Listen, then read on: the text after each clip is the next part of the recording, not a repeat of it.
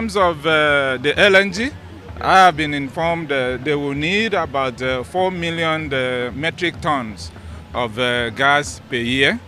In the gas plant, we'll need about 1 billion cubic feet of gas. Then the methanol plant will need per day. Then the methanol plant will need about 1 billion cubic feet per day. And so this is a good business for Nigeria. But I really appreciate Mr. President for finding time to come in and sign this deal with his counterpart in Equatorial Guinea. Equatorial Guinea has a liquefied natural gas plant. It's running out of gas, so it's in need of Nigerian gas to keep the LNG plant going. And of course, we have untapped gas resources just nearby, off the coast of Calabar, Akwa Ibom.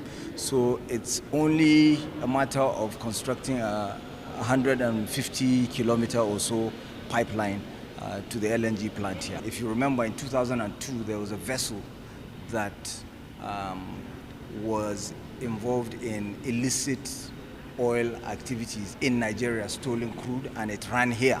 And the authorities in Equatorial Guinea arrested that vessel and handed over the crew to Nigeria.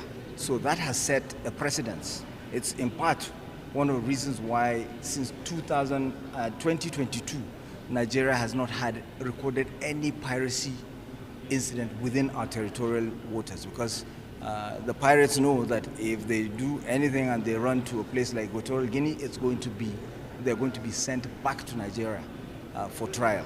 So the president is a rallying point. He's a center. He's a fulcrum. He holds a pivotal position in resolving this to ensure that there is a more robust and, of course, easier movement, from between countries, and, of course, economic interactions between countries. And the president is already working on that. As Minister of Interior, he has given me a marching order to be able to look at that, in line with the act of reciprocity, and coming to the table to be able to solve that. There are discussions on defense agreement, not signed yet, but there is a joint committee for joint patrol, policing and security on our borders in the Gulf of Guinea.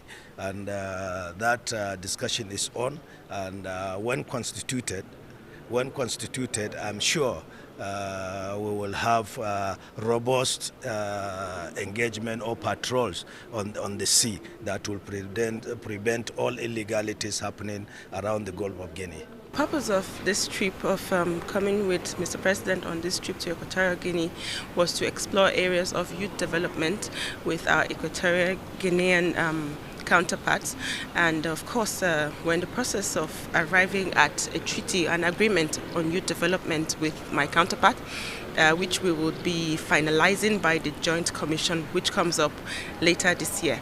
And of course from Mr. President's speech at several of our engagements, several bilateral engagements, he has clearly stated his commitment to collaborating with other African leaders to ensure that we harness the youth demography, the bulge of young people in Africa, towards transformational economic development of the continent. And that it's only when we're strong as a continent and all the leaders come together that we can harness the potential of our young people across the continent.